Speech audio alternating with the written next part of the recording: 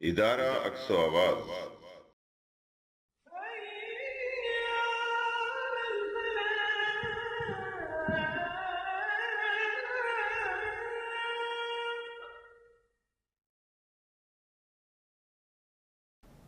بسم اللہ الرحمن الرحیم۔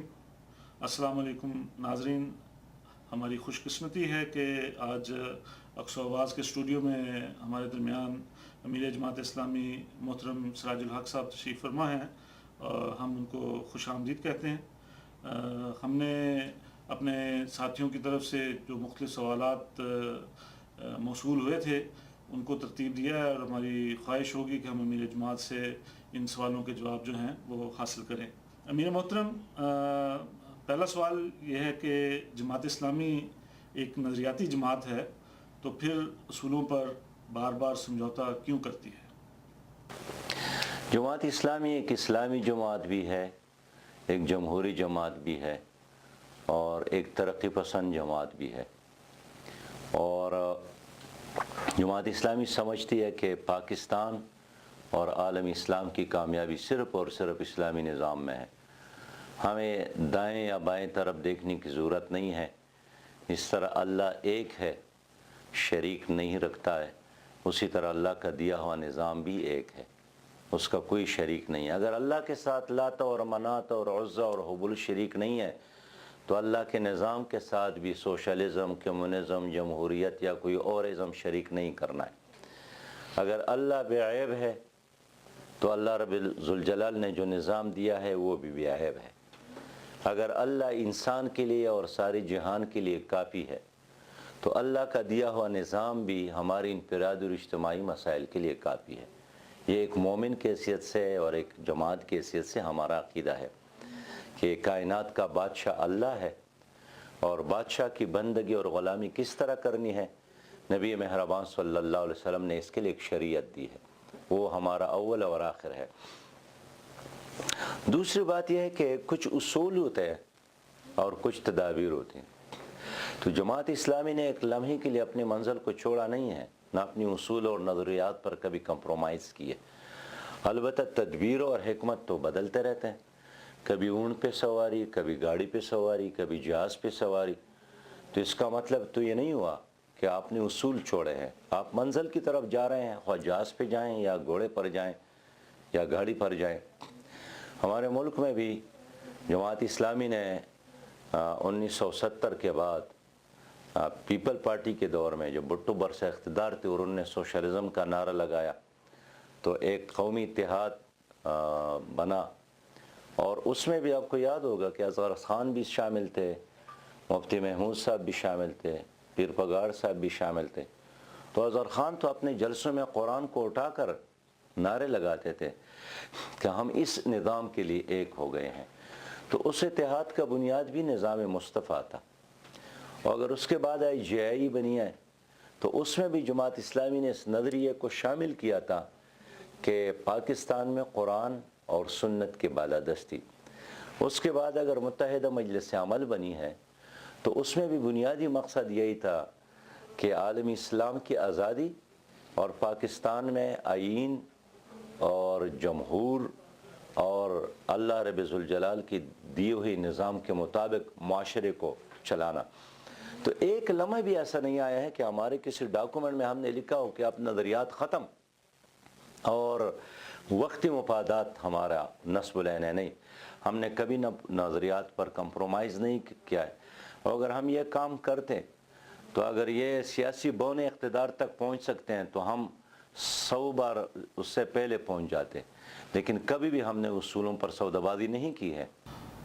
دوسرا سوال ہے، اتحادوں کی سیاست سے ماضی میں کیا حاصل ہوا جو آج پھر ایک اتحاد کی کوشش ہو رہی ہے؟ دیکھیے، حالات کے تقاضے ہوتے ہیں۔ ایوب خان کی امریت تھی، بہت مضبوط تھی، اس لیے تمام سیاسی جماعتوں نے مل کر اس امریت کے خاتمے کے لیے کام کیا، اس میں جماعت اسلامی بھی شامل تھی۔ پھر بھٹو صاحب نے ایک امریت کی طرف قدم اٹھایا تو تمام سیاسی جماعتوں نے اس کا راستہ روکا، اور آپ کو یاد ہوگا کہ جب 1977 میں الیکشن ہوا تو الیکشن میں دھاندلی کی گئی، اور دھاندلی سے جیتنے والوں کو ہرا کر اور اپنے لوگوں کو کامیاب کروا کر ایک جعلی اسمبلی وجود میں لائی گئی، تو جماعت اسلامی نے قومی اتحاد میں شامل ہو کر اس کے خلاف احتجاج کیا۔ اس طرح متحدہ مجلس عمل بنی، تو اس کا بنیادی مقصد بھی یہی تھا کہ اس خطے میں جو بیرونی مداخلت ہو رہے ہیں ان کا راستہ روکا جائے، اور دینی جماعتوں کو اکٹھا کر کے ان کو آپس میں ایک دوسرے کے خلاف صفارہ ہونے کی بجائے ایک پازیٹیو سمت میں آگے لے جائے، اور اس کا فائدہ بھی ہوا۔ اس لیے ہمارا قدم آگے بڑھا ہے اور نظریاتی طور پر ہم نے گین کیا ہے۔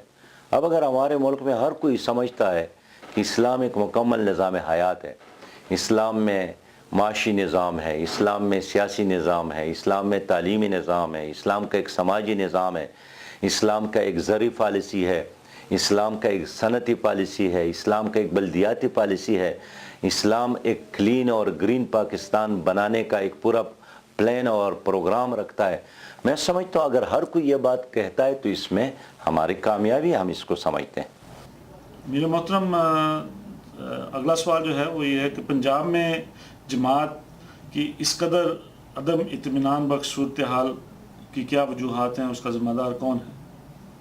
کہ پنجاب کا جو معاشرہ ہے یا سندھ کا معاشرہ یا بلوچستان کا معاشرہ یہ فیوڈلز کے قبضے میں ہے، یہ جاگیرداروں کے قبضے میں ہے، یہاں کا ووٹر آزاد نہیں ہے، اور یہاں کا جاگیردار اور پٹواری، یہاں کا جاگیردار اور تانے دار مل کر عوام کو دباتا ہے، اور وہ چاہتا ہے یا نہیں چاہتا ہے ان سے ووٹ لیتا ہے۔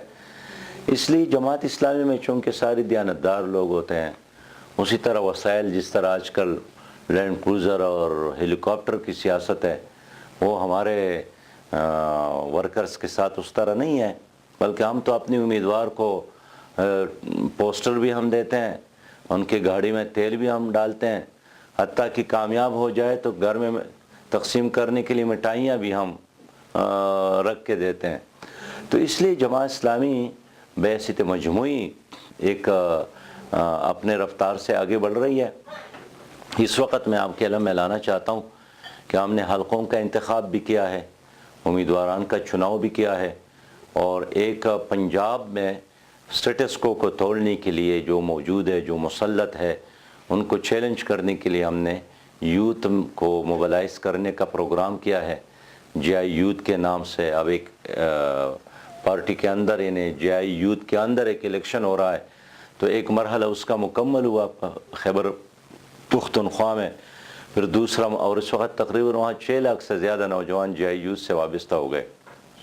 انٹرا پارٹی الیکشن میں انہوں نے حصہ لیا، اور تمام سیاسی جماعتوں نے آ کر دیکھا کس طرح یہ لوگ منظم ہیں کہ صبح سے لے کر قطاروں میں کھڑے ہیں، عصر تک شناختی کارڈ میں ہیں، نہ داندلی ہے، نہ گالیاں ہیں، نہ ایک دوسرے کے خلاف پروپیگنڈا ہے، اور ایک سنجیدہ انداز میں الیکشن ہو رہا ہے، اور اس طرح ہزار لوگ منتخب ہو گئے۔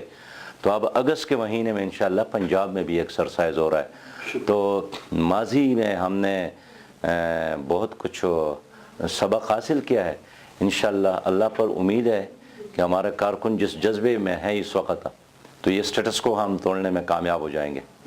اگلا سوال یہ ہے کہ ایسے کیسے ہو سکتا ہے کہ نون لیگ جو ہے وہ ایک صوبے کے اندر وہ حلیف ہے ہماری، اور باقی جگہوں پہ ہم اس کو طاغوت کے طور پر لیتے ہیں، تو اس تضاد کی کیا وجوہات ہیں؟ تو یہ آپ کا اطلاع غلط ہے نا جی، نون لیگ کے ساتھ ہم نے کسی بھی جگہ پہ اتحاد نہیں کیا ہے، نہ ہم نے ان کو کبھی سپورٹ کیا ہے، نہ مرکز کے سطح پر، نہ صوبے کے سطح پر ہم نے ان کا ساتھ دیا ہے۔ تو یہ تو طاغوتی بات ہوگی۔ تو یہ آپ کا جو پرسپشن ہے یہ غلط ہے کہ ایک صوبے میں ہم ساتھ دے رہے ہیں، دوسرا ہم کسی بھی جگہ ساتھ نہیں دے رہے ہیں۔ تو یعنی یہ جو حلیف کی کیفیت ہے، یعنی ساتھ دینے والی، یہ کہیں نہیں ہے۔ یہ کیسے ہو سکتا ہے؟ ہم اس کے خلاف کرپشن فری پاکستان مہم چلا رہے ہیں، میں اس کے خلاف سپریم کورٹ میں گیا ہوں، ہم نے 4 قوانین لائے ہیں قومی اسمبلی میں، اور مسلسل ایک ایجیٹیشن، ایک تحریک، ایک مہم ہے، ریلیاں ہیں، جلسے ہیں، ٹرین مارچ ہیں، سیمینارز ہیں، بار روم میں جانا ہے، یوتھ کو موبلائز کرنا ہے۔ تو نون لیگ نے جو کردار ادا کیا ہے اس کی بنیاد پر پاناما سکینڈل کے بعد تو سب سے پہلے جماعت اسلامی عدالت میں گئی ہے اس کے خلاف۔ اگلا سوال ہے جی، کراچی میں بدلتی صورتحال کے باوجود ہم اس خلا کو پر نہیں کر سکے، اس کی کیا وجوہات ہیں؟ کراچی شہر کل بھی ارغمال تھا اور آج بھی ارغمال ہے، اور کراچی کے شہریوں کو اب بھی یہ اعتماد دینے کی ضرورت ہے کہ وہ ووٹ دینے میں آزاد ہوں گے، ان کا پولنگ سٹیشن آزاد ہوگا۔ کراچی کے لوگوں نے ہمیں نہیں چھوڑا، کراچی کے یہاں کے انتظامیہ، یہاں کے اسٹیبلشمنٹ، یہاں کی بیوروکریسی نے مل کر جماعت کے خلاف سازش کی اور عبدالستار افغانی کی حکومت ختم کی۔ لیکن ہم پوچھنا چاہتے ہیں کہ کام کس نے کیے ہیں کراچی میں جماعت اسلامی کے علاوہ؟ سڑکیں کس نے بنائی، ہاسپٹل کس نے بنائے، کالجز کس نے بنائی، صفائی کا انتظام کس نے کیا، اور بڑے فنڈ مرکز سے کس نے؟ جب جماعت کی حکومت ختم کی گئی اس کے بعد تو کچھ نہیں ہوا سوائے بدتخوری کا اور بوری بند لاشوں کے کاروبار کا۔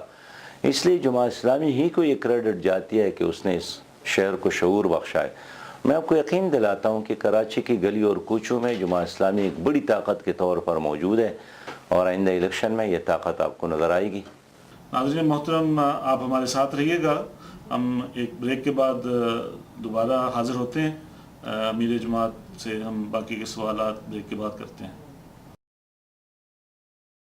ادارہ عکس و آواز آڈیو اور ویڈیو کی دنیا میں معروف نام، دروس قرآن و حدیث، حمد باری تعالی، نعت رسول مقبول، نصیحت آمیز تقاریر، تحریکی ترانے اور مشہور نظمیں عرصہ دراز سے آپ کی خدمت میں پیش کر رہا ہے۔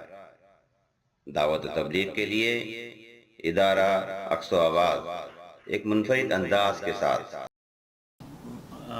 ہم اپنے ناظرین کو دوبارہ خوش آمدید کہتے ہیں۔ محترم امیر جماعت، اگلا سوال جو ہے وہ یہ ہے کہ پاکستان کے اندر اصل مسئلہ جاگیرداروں اور سرمایہ داروں کا حکومت کے اندر اثر و نفوذ اور ان کی قوت ہے، اور جو کہ الیکٹیبلز کی مرہون منت ہے، اور آج کل ہم دیکھ رہے ہیں کہ پی ٹی آئی جو ہے وہ اسی راستے پر چل رہی ہے، تو جماعت کی ترجیح اس حوالے سے کیا ہے؟ دیکھیے، شروع ہی سے پاکستان کی سیاست پر چند خاندانوں کا قبضہ ہے، اور وہی لوگ تھے جو ایوب خان کے ساتھ تھے، وہی لوگ پھر بھٹو کے ساتھ تھے، وہی لوگ پھر ضیاء الحق کی شورا میں رہے، اور وہی لوگ آج مسلم لیگ میں ہیں، وہی لوگ پیپل پارٹی میں، اب وہی لوگ اب پی ٹی آئی میں ہیں۔ اب وقت کی کمی کی وجہ سے نام لینا تو ممکن نہیں ہے، لیکن وہی پرانے چہرے ہیں، کچھ یعنی سیاسی اپنے آپ کو سیاسی خاندان کہتے ہیں۔ عام آدمی تو بیچارہ ووٹ دیتا ہے یا بلز ادا کرتے ہیں یا ٹیکس ادا کرتے ہیں۔ تو میں سمجھتا ہوں کہ اب تک ملک میں ایک انقلاب کی ضرورت ہے عام آدمی کے سوچ میں، کہ ان جاگیرداروں کو ووٹ دینا، ان ظالم سرمایہ دار کو ووٹ دینا، یہ بالکل سام کی منہ میں دودھ ڈالنے کے مترادف ہے، یہ بچھو کو بڑھا کر اژدہا بنانے کے مترادف ہے۔ تو جب آپ خود ایک چیز کو سام سے اژدہا بناتے ہیں، پھر اگر آپ کو ہڑپ کر لیتا ہے تو آپ کو گلہ کیوں ہے؟ میں سمجھتا ہوں کہ جن کے بچے ملک میں نہیں پڑھتے ہیں، جن کا کاروبار ملک میں نہیں ہے، جو چھٹیاں آپ کے ملک میں گزارنا گوارا نہیں کرتے ہیں، جو آپ کی کلچر کو پسند نہیں کرتا ہے، جو قوم کو یہی کہتا ہے کہ مجھے صرف چینل پر سنو اور میرے انفرادی لائف پہ انگلی اٹھانا یا اس کو ڈسکس کرنا یہ آپ کا اختیار نہیں ہے، یہ دغلا پن ہے، یہ بہت بڑی منافقت ہے۔ اس لیے میں سمجھتا ہوں کہ یہ جو استبل ہے اور چند گھوڑے ہیں، کبھی اس استبل میں، کبھی اس استبل میں، کبھی اس جھنڈے کے ساتھ، کبھی اس جھنڈے کے ساتھ، اس سے قوم کو آگاہ کرنے کی ضرورت ہے، اور میری اور آپ کی اور تمام اہل وطن کی صلاحیت کا یہی امتحان ہے کہ کیا ہماری قسمت میں بس یہی جاگیردار اور سرمایہ دارہ نظام لکھا ہے، یا اس ملک میں کبھی اسلامی نظام بھی آئے گا، یا اس ملک میں کبھی شریعت کا نظام بھی آئے گا۔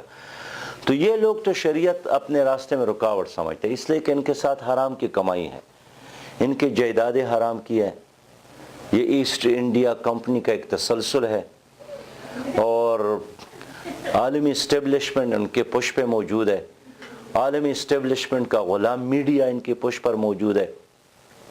یہ بالکل بھونے ہیں، نہ ان کا کوئی ویژن ہے، نہ ان کے ساتھ کوئی خارجہ پالیسی ہے، نہ ان کے ساتھ کوئی زرعی پالیسی ہے، نہ ان کے ساتھ کوئی تعلیمی پالیسی ہے، نہ ان کے ساتھ عام آدمی کو ترقی دینے کا کوئی سوچ ہے، بلکہ یہ سوچتا ہے کہ جب عام آدمی ترقی کرے گا تو پھر وہ کیسے ہمیں تسلیم کریں گے۔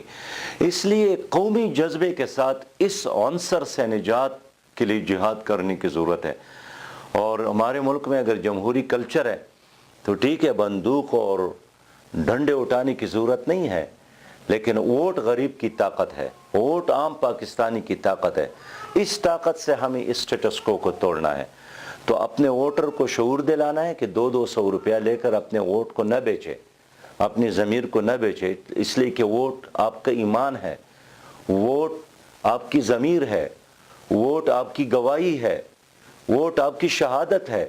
آپ جن کو ووٹ دیتے ہیں وہ اسلام آباد پہنچ کر اگر وہ ایک شراب کا گلاس پیتا ہے اس میں آپ کا حصہ ہے، اگر وہ بدکاری کرتا ہے اس میں آپ کا حصہ ہے، اگر وہ چوری کرتا ہے اس میں آپ کا حصہ ہے، اگر وہ امریکی غلامی پر دستخط کرتا ہے اس میں آپ کا حصہ ہے۔ تو آج ہمارے ملک میں جو غربت ہے، جو بے روزگاری ہے، اور جو بدامنی ہے، اور جو بربادی ہے، اور جو تباہی ہے، ان تمام چیزوں کی بنیادی ذمہ دار یہی ظالم جاگیردار اور ظالم سرمایہ دار ہے۔ میں ظالم جاگیردار کی بات کرتا ہوں، میں ظالم سرمایہ دار کی بات کرتا ہوں، جن کے ساتھ حرام کا جائیداد اور حرام کی کمائی ہے۔ تو اب اگر ہم ووٹ کے ذریعے سے ان لوگوں کا وہ نہ کرے احتساب، تو آپ کی آئندہ نسلیں بھی ان خاندانوں کے غلام در غلام در غلام رہیں گے۔ اس لیے اس ووٹ کی طاقت سے انقلاب برپا کرنے کی ضرورت ہے۔ یہ ایک پرامن طریقہ ہے۔ اگلا سوال یہ ہے کہ جماعت کی رفتار اور امیر جماعت کی رفتار میں اتنا فرق کیوں ہے؟ واضح محسوس ہوتا ہے کہ جماعت امیر جماعت کی جو رفتار ہے وہ باقی جماعت جو ہے وہ اس سے کافی پیچھے ہے۔ اس کی آپ کے خیال میں کیا وجوہات ہیں؟ دیکھیے، جماعت اسلامی ایک شورائی جماعت ہے۔ یہاں جتنے بھی فیصلے ہوتے اجتماعی طور پر شوراؤں کے اندر ہوتے ہیں، اور کئی بار میں نے دیکھا ہے ایک امیر جماعت کو کہ ان کی ایک رائے ہے، لیکن اجتماعی شورا میں جب وہ رائے پیش ہوتی ہے وہ واپس لیتے ہیں۔ یہاں کوئی امریت نہیں ہے، یہاں یہ پارٹی ہے، یہ پراپرٹی نہیں ہے، یہ وراثت کی بنیاد پر نہیں چلتی ہے۔ ہم اس پہ فخر اللہ کا محسوس کرتے ہیں کہ ایک تو ہم بندگان خدا کو امیر جماعت کی طرف نہیں بلاتے، اللہ کی طرف بلاتے۔ ہم بندوں کو کسی بندے کا غلام نہیں بناتے ہیں کہ جب تک سورج چاند رہے گا میرے سرکار کا نام رہے گا، نہیں، جب تک سورج چاند رہے گا نام اللہ کا رہے گا، اور چاند سورج ختم بھی ہو جائے تب بھی اللہ کا نام رہے گا۔ تو یہ صحیح ہے کہ امیر جماعت پہ چونکہ زیادہ ذمہ داری ہوتی ہے، وہ چاہتا ہے کہ وہ انقلاب جس کے لیے سید مودودی نے اپنی زندگی قربان کی ہے، جس کے لیے میاں طفیل محمد اور قاضی حسین احمد اور سید منور حسن نے اپنی ساری زندگی لگائی ہے، ہم اس منزل تک پہنچے۔ اس لیے نہ دن کو بھی محنت اور رات کو بھی محنت۔ تو خواہش تو یہی ہے کہ ہمارے سارے ارکان اور کارکنان اس دوڑ میں اسی طرح شامل ہو جائے۔ میں سمجھتا ہوں کہ ہمارے برادر تنظیمات مل کر، ہمارے جماعت مل کر اگر کام کریں گے تو انقلاب آ جائے گا۔ اب دیکھیے، خود اسلامی جمعیت طلبہ کے کارکنان اس وقت 1 لاکھ سے زیادہ ہے، جماعت اسلامی کے کارکنان لاکھوں میں ہیں۔ تو اگر 1 لاکھ ورکر 100 ووٹر بنا دے تو آپ آئندہ الیکشن میں 1 کروڑ ووٹ لے سکتے ہیں۔ 1 کروڑ پر آپ کی حکومت بن سکتی ہے۔ ایک ہی حکومت کے بغیر آپ شریعت نافذ نہیں کر سکتے، آپ سودی نظام ختم نہیں کر سکتے ہیں، آپ فحاشی اور ریانی کا راستہ نہیں روک سکتے ہیں، آپ نہ کشمیر کو سپورٹ کر سکتے ہیں نہ کسی اور مظلوم کو سپورٹ کر سکتے ہیں۔ نبی مہربان صلی اللہ علیہ وسلم نے مدینہ منورہ میں اسلامی حکومت قائم کی، اس کے بعد بادشاہوں کو خطوط لکھے، اس کے بعد ایک ماڈل ریاست قائم کی جو آج بھی ہمارے لیے مینار نور ہے۔ یہ حکومت کی برکت ہے۔ تو میں سمجھتا ہوں کہ اگر ہمارے چاروں طرف موجود کارکنان اپنے گھر، اپنے خاندان، اپنے محلے، اپنے مسجد کو فوکس بنا کر کم از کم 100 ووٹر بنائیں تو ہمارے 1 کروڑ ووٹر بن سکتے ہیں۔ رفتار کی بات آپ نے جو کری ہے کہ اس میں امیر جماعت کی رفتار اور تمام ساتھیوں کی رفتار جو ہے وہ ابھی آپ اس سے مطمئن ہیں کہ وہ آپ کی رفتار کے ساتھ ہی چل رہے ہیں؟ نہیں، میں عرض کروں کہ میری جماعت کی رفتار سے بھی مطمئن نہیں ہوں. میں تو چاہتا ہوں کہ ہمارے 24 گھنٹے 48 گھنٹے ہوتے اور ہم زیادہ کام کرتے اور زیادہ برکت ہوتی، اور اس طرح چاہتا ہوں کہ ہمارے تمام چھوٹے اور بڑے ہر سطح کی نظم مل کر اسی رفتار سے کام کرتے. لیکن بہرحال اللہ رب ذوالجلال کا فیصلہ ہے کہ کب وہ گھڑی اور کب وہ لمحہ آتا ہے کہ ہم انقلاب کی سورج کو اپنی آنکھوں سے دیکھیں. لیکن ایک دن یہ ضرور ہوگا انشاءاللہ. شب گریزاں ہوگی آخر جلوہ خورشید سے، یہ چمن معمور ہوگا نغمہ توحید سے. اگلا سوال ہے جی کہ کیا اس مرتبہ بھی احتساب کے نام پر دھوکہ تو نہیں ہوگا اور کہیں سارا ملبہ پھر جماعت پر تو نہیں آن پڑے گا؟ اس کے بارے میں آپ کے کیا تاثرات ہیں؟ ویسے خدشات کی بنیاد پر پالیسی تو نہیں بنائی جا سکتے کہ ممکن ہے اس روڈ پر ایکسیڈنٹ ہو جائے تو مجھے گاڑی میں بیٹھنا ہی نہیں چاہیے، ممکن ہے جہاز کریش ہو جائے تو مجھے جہاز میں بیٹھنا ہی نہیں چاہیے. خوف تو اللہ سے ہونا چاہیے اور اللہ پر اعتماد کرنا چاہیے. احتساب ہمارا مطالبہ ہے، لیکن اس کا مطلب یہ نہیں ہے کہ الیکشن بر وقت نہ ہو. ہم الیکشن بھی بر وقت چاہتے ہیں، لیکن ہم احتساب چاہتے ہیں. نواز شریف صاحب اور اس کے ٹولے کا اور اس کے علاوہ سب کا احتساب، جن کا نام بھی پاناما لیکس میں ہے، جن کا نام آف شور کمپنیوں میں ہے، جنہوں نے بھی بینکوں سے قرضے لے کر معاف کروائے ہیں، جنہوں نے اداروں کو تباہ کی ہیں، جو بیوروکریسی میں ہیں یا سیاستدانوں میں ہیں یا کسی اور طبقے میں، ہم سب کا احتساب چاہتے ہیں. لیکن اس کا یہ مطلب نہیں ہے کہ احتساب کے نام پر جمہوری نظام ختم ہو جائے یا کوئی اور مارشل لا آ جائے. اس کے ہم کبھی حق میں نہیں ہیں، اس لیے کہ مارشل لا میں ملک ٹوٹتا ہے، ادارے ختم ہو جاتے ہیں اور بیماریاں نئے پیدا ہو جاتی ہیں. اس لیے ہم کبھی بھی جمہوریت کی بجائے مارشل لا کا ساتھ نہیں دیں گے. لیکن اس جمہوریت جس میں صرف فیوڈل کا حصہ ہے، سرمایہ دار کا حصہ ہے، اس سے بھی ہم بیزار ہیں. ہم غریبوں کے لیے اسمبلیوں کے دروازے کھولنا چاہتے ہیں. ہم ایک ایسا الیکشن چاہتے ہیں جس میں عام آدمی بھی کینڈیڈیٹ بن سکے. ہم ایک ایسا الیکشن چاہتے ہیں جس میں کروڑوں اور اربہ خرچ کر کے لوگ اسمبلیوں تک نہ پہنچے، اس لیے کہ پیسے خرچ کر کے جو وہاں پہنچ جاتے پھر وہ صرف کمانے کے لیے کام کرتے ہیں، نہ قانون سازی کرتے ہیں نہ ترقی کے لیے کام کرتے ہیں. تو ہم الیکشن ریفارمز بھی چاہتے ہیں اور یہی تمنا ہے ہماری کہ غریب کے لیے ہم اسمبلیوں کے دروازے کھول دیں. وہاں عام آدمی جائے گا تو عام آدمی کے لیے ترقی کے لیے پالیسی بنیں گے. جب ایک خاص کلاس وہاں پہنچ جاتا ہے، وہ اپنی زمینوں کے لیے، اپنے کارخانوں کے لیے، اپنے خاندان کے لیے پالیسیاں بناتے ہیں، عام آدمی کے لیے نہیں بناتے ہیں. ان کے صبح اور شام یا امریکہ میں ہے یا برطانیہ میں ہے یا ان کے مفادات کے لیے. اس لیے میں ایک انقلاب پہ یقین رکھتا ہوں، ایک ایسا انقلاب، ایک ایسی تبدیلی جس میں عوام حکمران بن جائے، جس میں عام آدمی کا بیٹا بھی اپنی صلاحیت کے مطابق منصب تک پہنچے، کرسی تک پہنچے، اختیارات تک پہنچے. اور یہ قرآن کا کوئی اصول نہیں ہے کہ بس یہی 250 خاندانیں ہیں، ہمارے باپ دادا پر ان کی حکومت، ہمارے اوپر ان کی حکومت، ہمارے بچوں پر ان کے آئندہ نسلوں کی حکومت. اس طرح نظام کو ہم نہ تسلیم کرتے ہیں، اور جو اس کو تسلیم کرتے ہیں یہ بھی بڑی منافقت ہے. ہم انشاءاللہ اسٹیٹس کو توڑ کر دم لیں گے. ایک تاثر یہ بنتا ہے کہ جماعت میں جو دعوت کا رنگ ہے وہ پھیکا پڑتا جا رہا ہے اور جماعت جو ہے ایک خالصتاً سیاسی جماعت بنتی جا رہی ہے. تو اس کے حوالے سے آپ کے کیا تاثرات ہیں؟ نہیں، میرے خیال میں یہ کوشچن جو ہے جہالت پر مبنی ہے کہ دعوت کیا ہے اور سیاست کیا ہے.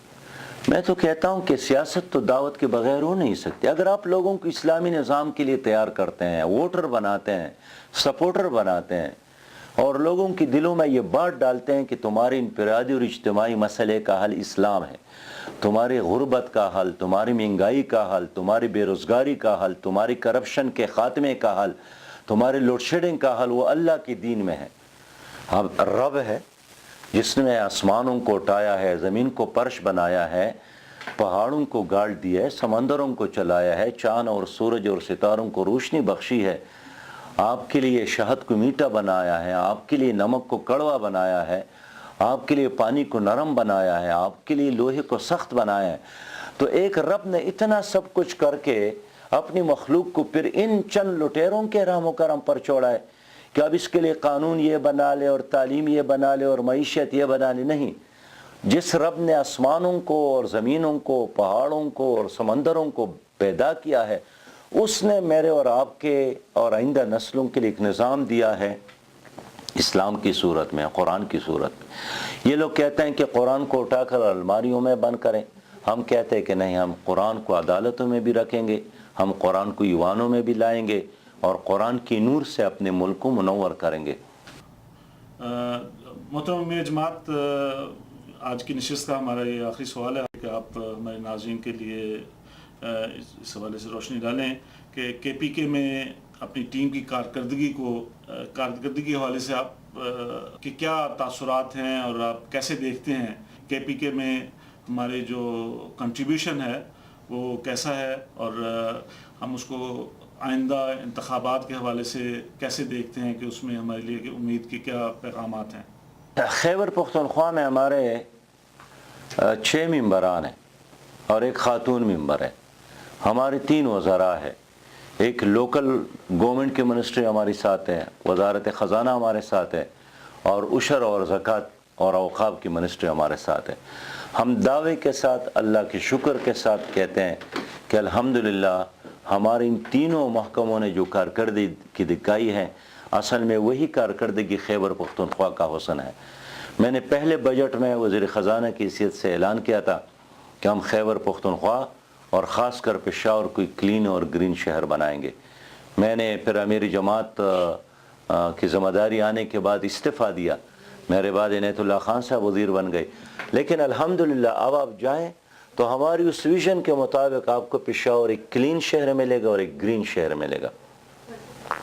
ہمارے جو اوقاف اور مذہبی امور کی منسٹری ہے، یقین کریں کہ گزشتہ 30-40 سالوں سے ایسی جائیدادیں تھی جن پر اوقاف کی جائیدادوں پر لوگوں نے قبضے کیے تھے، وہ ان سے چھڑوائے ہم نے، اور زکوٰۃ کی تقسیم کو ایک ایسا شفاف نظام بنایا کہ ایک مخالف بھی آج تک اعتراض نہیں کر سکا کہ آپ لوگوں نے یہ غبن کیا. حال یہ ہے کہ ارب ہا کی زکوٰۃ تقسیم کی گئی ہے، ایک شفافیت ہم نے لایا ہے. وزارت خزانہ میں ہم نے الحمدللہ ہمارے وزراء نے بھرپور جدوجہد کی ہے. خیبر پختونخوا کو مرکز سے 6 ارب روپے بجلی کے خالص منافع میں ملتے تھے. اب ہماری وزارت خزانہ نے محنت کر کے اب 6 کے بجائے 18 کی حصول کرنے میں وہ کامیاب ہو گئے ہیں. تو آج اگرچہ ہم پی ٹی آئی کے ساتھ ایک مخلوط حکومت میں ہیں اور مخلوط حکومت چلانا مشکل بھی ہوتا ہے، لیکن خود پی ٹی آئی کے لوگ بھی کہتے ہیں کہ اگر کسی وزیر کی کارکردگی بہتر ہے تو جماعت اسلامی کے ہے. ہر وقت ہمارے دفاتر کھلے ہوتے ہیں، ہمارے وزراء لوگوں کے لیے اپروچیبل ہے، اور ہمارے وزراء کی زندگی میں کوئی تبدیلی نہیں آئی ہے. جس کپڑوں میں اور جس چادر اور قمیص کے ساتھ اسمبلیوں میں آئے ہیں آج بھی ایسے ہی رہتے ہیں، عوام کے ساتھ رہتے ہیں، عوام کے درمیان رہتے ہیں. تو میں سمجھتا ہوں کہ ہمارے ساتھ پوری حکومت تو نہیں ہے، ڈرائیونگ سیٹ تو ہمارے ساتھ نہیں ہے. اتنی بڑی حکومت میں ہمارے 6-7 ممبران ہیں اور 3 وزراء ہیں، لیکن ان 3 وزراء کی بنیاد پر بھی ہم نے اپنے علاقوں کو بھی ڈیولپ کیا. جس طرح ضلع بنیر میں یونیورسٹی بن رہی ہے، دیر بالا میں یونیورسٹی بن رہی ہے، دیر پائین میں میڈیکل کالج، اور اس طرح اور بہت سارے چھوٹے بڑے اسکیم. تو جن لوگوں نے ہمیں ووٹ دیا ہے، جن لوگوں نے ہمیں سپورٹ کیا ہے، وہاں ہم نے ڈیولپمنٹ کا کام بھی تیز کیا ہے اور دوسرے اضلاع سے الحمدللہ بہتر ہے. لیکن اس کے ساتھ اپنی امانت اور دیانت کا بھی ایک امیج بنایا ہے جماعت کے وزراء نے، اور اللہ کا شکر ہم اس پر ادا کرتے ہیں. آخر میں ہم امیر جماعت محترم سراج الحق صاحب کا شکریہ ادا کرتے ہیں اقصی آواز کی پوری ٹیم کی طرف سے کہ انہوں نے اپنی مصروفیات میں سے ہمارے لیے وقت نکالا اور ہمارے ناظرین کے لیے ان سوالوں کے جو جوابات جو ہیں وہ فراہم کیے ہیں. تو ہم ان کا بہت شکریہ ادا کرتے ہیں. السلام علیکم ورحمۃ اللہ. ادارہ اقصی آواز